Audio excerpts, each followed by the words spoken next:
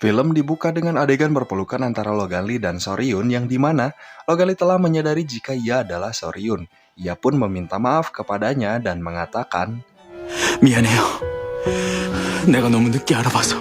sementara itu, Jodante yang mengetahui pertemuan mereka dari sekretarisnya, lantas ia pun langsung menelpon Nagyo dan menanyakan keberadaan Nagyo. Nagyo pun menjawab bahwa ia sedang berada di pondok dan seolah-olah ia tidak mengetahui tentang Loganli. Beberapa menit kemudian, Jodante pun datang dan terlihat Nagyo sedang berpura-pura ada di pihak Jodante. Kemudian, Jodante menyuruh anak buahnya untuk membawa Loganli pergi ke gudang. Namun siapa sangka, setelah di gudang, 복수놀이는 여기까지. 아이씨야. ternyata yang disandar oleh Jodante itu bukan Loganli, melainkan anak buahnya sendiri yang tentu membuat Jodante merasa amat jengkel. Dan ternyata usut punya usut saat Loganli akan dibawa ke gudang untuk disiksa. Di tengah perjalanan, anak buah Loganli membantu Loganli untuk keluar dari mobil tersebut dan kabur. Dan diganti oleh sekretarisnya itu sendiri. Jodante yang merasa curiga lalu ia pun menelpon Nagyo karena ditakutkan Nagyo akan membohonginya. Dan ternyata memang benar, Nagyo bertemu dengan Loganli. Di sana, Loganli mengungkapkan rasa penyesalannya karena telah meninggalkannya pergi ke bandara duluan. Tak lama, HP Nagyo berdering menandakan Jodante akan menuju ke arahnya. Kemudian Nagyo meminta Loganli untuk pergi. Loganli pun mengiyakan dan mengatakan, 칠씨, 고마워요. 살아있어줘서. di sana, Jodante mengungkapkan rasa kebingungannya kepada Nagyo dalam mengumpulkan uang 50 juta dolar. Dan Nagyo memberi saran agar Jodante mengumpulkan seluruh harta kekayaannya sendiri dan memeras Hyojin. Dan Nagyo juga mengatakan untuk jangan kalah dari Loganli. Mendengar hal itu membuat Jodante kesal dan memecahkan gelas tersebut. Kemudian, saat Nagyo akan membersihkan kaca di karpet, ia menginjak sesuatu yang aneh. Ia pun lalu membuka karpet tersebut.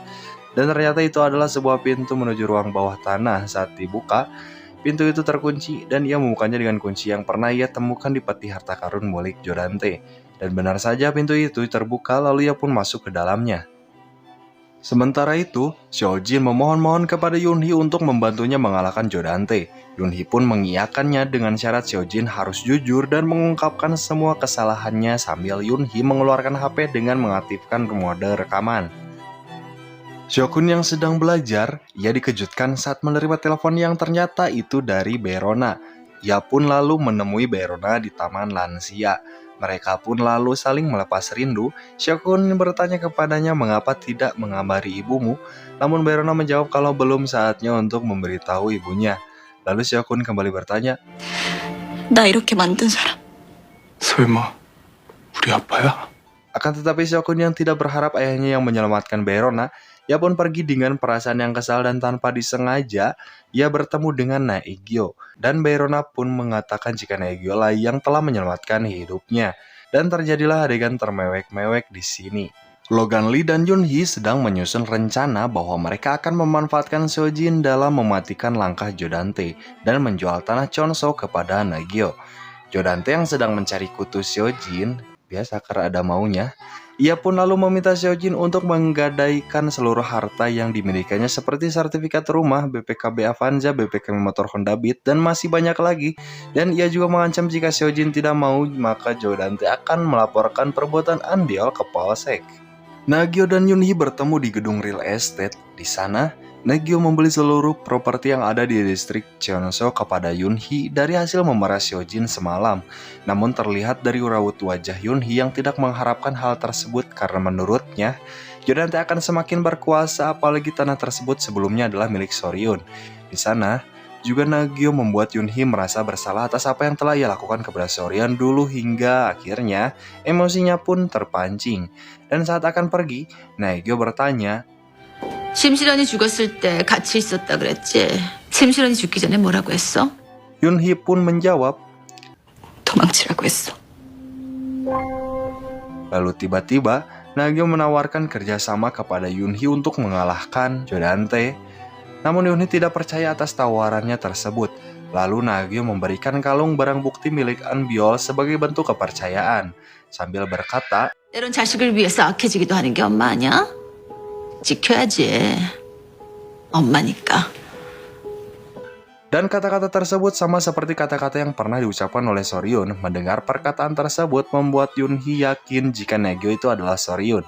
Dan di scene ini terungkap di mana orang yang selama ini kita sangka adalah Naegyo ternyata dia adalah Soryun. Yang dimana waktu itu saat pembantunya mengabari Soryun bahwa anak-anaknya akan disiksa oleh Jodante, Soryun pun langsung pergi menuju anak-anaknya tersebut. Namun saat akan menaiki lift, ia bertemu dengan Naegyo. Yang dimana Naegyo ini ingin bertemu dengan anak-anaknya untuk yang terakhir kalinya karena ia akan pergi dan takkan kembali. Soryun pun mengokekannya dan mereka pun berganti peran dan merubah penampilan. Singkat cerita, Naegyo pun terbunuh oleh Jodante dan Soryun melihat Naegyo yang telah tewas di tangan Jodante. Sementara itu, Lee Kyujin yang mengetahui jika penjualan tanah di distrik Cheonso akan kembali dibuka, lantas ia pun menemui Jodante untuk meminta bantuannya agar Lee Kyujin bisa membeli satu tanah di sana. Namun Jodante tidak ingin membantunya. Esoknya, Lee Kyujin membeli tanah yang tersisa di Cheonso dengan semua harta yang ia miliki. Selang beberapa hari, Kang Mari juga tidak ingin kalah. Ia juga membeli tanah tersebut dengan seluruh harta yang ia miliki. Begitupun juga dengan si Unang, ia juga mengincar tanah di Cheonso, yang ternyata itu semua adalah ulah dari Naegyo yang telah menjual kembali tanah tersebut kepada mereka dan mengkhianati Jodante agar Jodante tidak memilikinya. Esok paginya, mereka menonton acara berita pengumuman penjualan tanah di Cheonso. Mereka pun merayakan keberhasilan mereka karena telah membelinya. Sementara itu, Jodante juga merasa bangga atas pencapaiannya karena telah membeli seluruh tanah di sana. Namun tiba-tiba, Yoonhee datang dan memberitahu kalau Naegyo telah membatalkan kontraknya sehari sebelum pengumuman itu diumumkan. Namun Jodante tidak merasa memerintahkan Naegyo untuk melakukan hal tersebut dan ia merasa telah ditipu oleh Naegyo. Ia pun geram dan menelpon Naegyo namun tidak diangkat dan mulai pergi mencari Naegyo. Setelah bertemu dengannya, ia pun mulai mengecek surat-surat dan ternyata memang benar bahwa ia telah membatalkan seluruh kontraknya. Karena geram, Jodante langsung membawa Naegyo ke mobil, namun ia memberi perlawanan. Tiba-tiba Logan Lee datang dan menolongnya. Sekretarisnya memberi kabar jika ia tidak berhasil membawa Naegyo, namun Jodante memaksa untuk tetap membawa ia kembali ke hadapannya. Lalu Seojin datang sambil membawa sesajen untuk agar Jodante merasa lebih tenang.